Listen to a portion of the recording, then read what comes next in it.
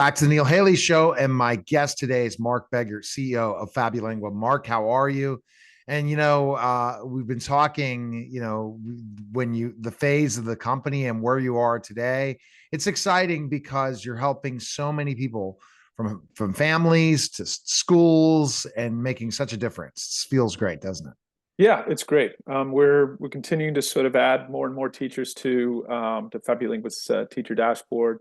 A lot of accounts are being created, hearing from teachers all over the country, all over the world, in fact, English-speaking countries right now that are helping kids learn Spanish. So Canada, UK, Australia, even India, Jamaica, believe it or not, there's an international school down there that's using FabuLingua as well for sort of pre-K through elementary school kids. So, as we head towards the end of the school year, finding that teachers are excited to be able to communicate to parents and families of their students that FabuLingua would be a really useful tool for them to use over the summer to sort of keep them sharp.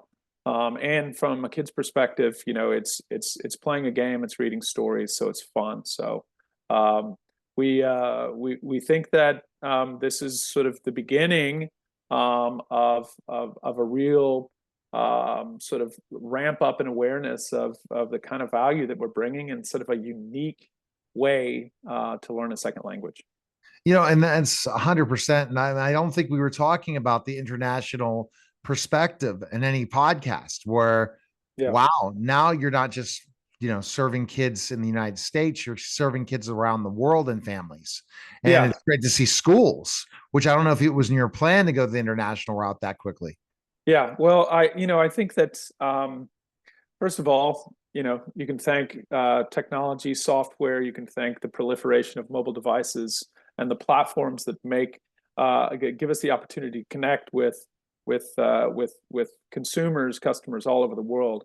But secondly, when you think about language learning, right, here in the United States, primarily English-speaking country, the rest of the world is trying to learn English at a young age. In fact, of the 2 billion language learners globally, around 70% of them are actually learning English. So from FabuLingua's perspective, we see the United States market as an opportunity, one, to get our product, our game, our platform, our user experience really sharpened and honed in.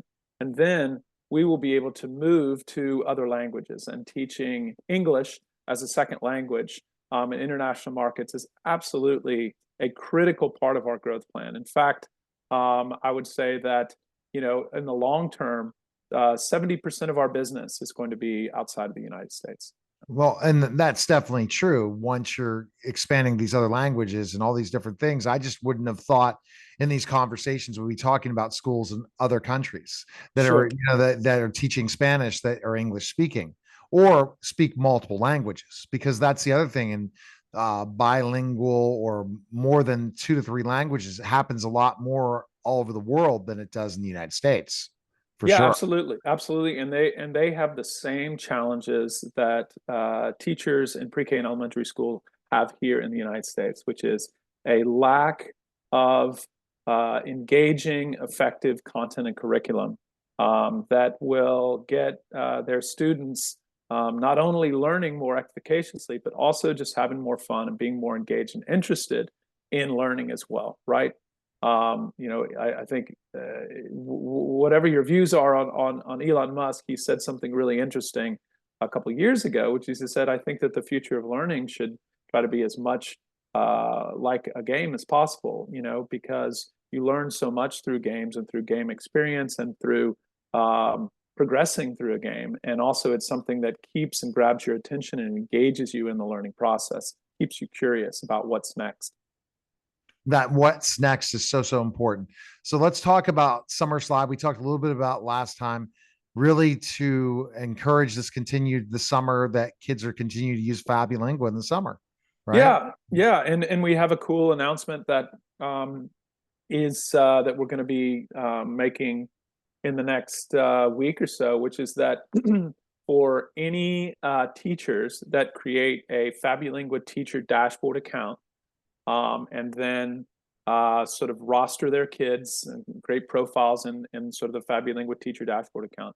We're going to give them the opportunity to share FabuLingua with all of their families and give them 3 months free over the summer, unlimited access to FabuLingua, so that these not only these teachers can get the benefit of their kids, practicing more over the summer, so they come back sharp, but also the parents and the kids themselves will be using FabuLingua for free, which I think is a super exciting way to sort of begin to create more and more awareness of the good things we're doing. I think that's exciting, because that's something where, continue this whole thing throughout the summer, Yeah, make this, and I think teachers, as a former teacher myself, I know how important it is which kids had something that involved academics in the summer. Something they had a different, the beginning of the school year, they were hitting on all cylinders, versus most of the kids from that summer slide, it takes a month for teachers to get them back going. So you want that special edge, use FabuLingua in the summer, yeah, because yeah. And so teachers are telling us that parents are asking for, what can we be doing over the summer to sort of continue to learn? And so giving these families that are associated with the FabuLingua teacher dashboard 3 free months to use FabuLingua unlimited over the summer, I think is great value and a great way for these teachers to be able to provide a good answer to that particular question, and help these families, and in turn help themselves. and you're dedicated, what the mission that you and Leslie are bringing to the table is, you're dedicated for kids to learn a second language and to learn multiple languages and to really make them successful in life. And I think that this is the thing that more companies like yourself, Mark, are developed in the edutainment Yeah, department, the yeah, more education is going to improve and become better and better in the 21st century. I think that that's a missing component. There's a podcast I do called Vote for the Other Guy, where we only are voting for kids. So the choices of what people make decisions on in education have to be for children first. yeah, yeah, It's children first centered in your program. And yeah. that's key. Well, Yeah. so at FabuLingua, fundamentally, we believe that learning a new language opens doors in life. And so our mission at FabuLingua is to give every child the unique advantage of learning a new language effectively. And so that is everything that drives us, and everything when we're thinking about what feature to include here or what to do there. It's about the effectiveness of learning, and it's about engaging the child so that they can learn. And ultimately, it's about opening doors for these kids, so that as they progress through life, they've got the social, the academic, and even the economic opportunity that comes from learning a second language. And learning a second language, especially, is going to give you a lot of open doors, especially parents. You're seeing why learn Spanish. Well, we all know Latinx, what's coming. The percentage of Latino families in the United States is going to explode. I just had a interview with Luis Miranda Jr., who's Manuel Lynn Miranda's dad, and he talked about that whole surge and how that's going to be a very big mission in education and everything, is the Latin families that are coming to the United States, and how many. Yeah, I think, so I think here's an interesting stat for you. Oftentimes I'll hear, oh, we live in the United States, we speak English, why do I need to learn a second language? And I think that's a little bit short-sighted, and also probably not really the most accurate depiction of what our country, our nation as a whole thinks. For example, Duolingo, which of course teaches language to adults, they're focused on the adult market. They have almost 130 million users in the United States. That's about a third of our population. Now, they are learning everything from Spanish to English to Italian to French to Russian. But the point is, there is a really significant level of interest and demand here in the United States in learning a second language, provided you can reduce the friction between the desire or demand to learn that second language and really the effective outcome of learning it. And what Duolingo have done to their credit is that they've used technology, software, gamification to reduce that friction such that if someone like you or me says, you know what, I'd love to learn Italian, instead of just going, oh, that's going to be so hard, I'm going to have to go take classes, I'm going to do this, whatever. They've essentially reduced that friction, said, actually, no, I'm going to download this app, I'm going to do it for 5 minutes a day or so, and I'm going to really make some progress, and it's going to be fun.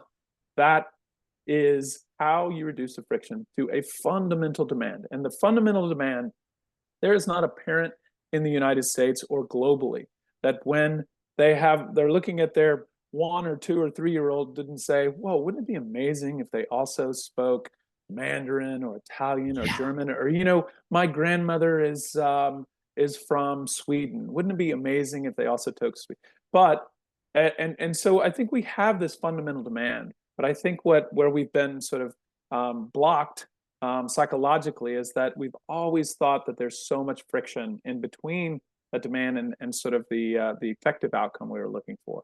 And so we're reducing that friction between the desire, demand to learn a language and the positive outcome with technology, with software, with game design, specifically targeted for young kids. That's what FabuLingua does. And at an adult level, that's what Duolingo has been doing effectively. See, what I think is so cool about this is you're hitting all the cylinders in this interview. The fact is that we always thought it was hard to learn a second language because it's flashcards, it's memorization, it's learning English, like learning the English rules versus whatever that language rule is, and conjugation of verbs, all the stuff that I couldn't stand learning Spanish, right? Exactly.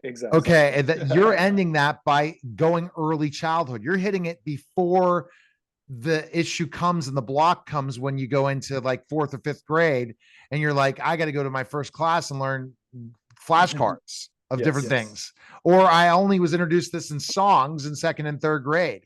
You're disrupting the industry in the fact that kids can learn much earlier so that the next generation is going to be far better in learning multiple languages than we were. You're catching it before Duolingo.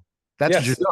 Yeah, and so what we're doing is by catching it earlier, that's when children's brains are naturally wiring to new language input. So it's much easier for them to quote unquote acquire, whether later in life you have to maybe use more traditional techniques to quote unquote learn. There's a difference between acquiring and learning. Your brain is just more susceptible to acquire at a younger age, and at a later age, we need to do more things to help us quote unquote learn. But the critical part of exposing these kids and helping them acquire a language at a young age is that they develop sort of more they're going to develop a much more natural accent. Under the age of 10, you can develop a pretty natural accent. 2, and I think this is critical, they develop sort of a confidence and curiosity about foreign languages that comes very natural to them that if we haven't learned at an early age, lack. We find it a bit more intimidating. We find it more challenging. Whereas these young kids who have been exposed from the ages of 2, 3, 4, 5, 6, 7, 8, by the time they get to perhaps a more formal setting where the language they're taught, they've always been exposed. They have some confidence. They understand things. So they go into that class not dreading it, but with some confidence and curiosity. Exactly. And then we all know the benefits. So it's exciting times. You'll end up taking this to the next level, and I know it. It's just happening. So where can people go download? They could go again to FabuLingua.com and check out information. Sure. You go to FabuLingua.com/the teacher. Is it teacher dashboard for teachers? Well, yeah, /teachers. So you can come to our website, FabuLingua.com, correct? You can learn all about how the game works. You can learn about our sort of patented method for second language acquisition for kids. And you can get really nerdy if you want. My co-founder is amazing content in there about getting nerdy. At the same time, you can also find a way to download the app if you're a parent or family from the website. We have sort of a QR code that pops up. And if you're a teacher, that's the place to go set up a teacher account. Again, there's also lots of information about what the teacher dashboard offers, the convenience, the function, et cetera, and how it works. And then there's also a really simple way for you to set up an account to roster your kids, and then soon to be able to offer your families sort of free access over the summer for 3 months. All right. Appreciate it, Mark. Thanks again. Download Thank you. again. Just go right to the App Store, FabuLingua. You can download the app today at the apps, the Google Play or App Store or Correct. Apple. All right. That's Take care, correct. man. Thank Appreciate you. it. All You're right, listening and bye-bye. watching the Neil Haley Show, and we'll be back in just a moment.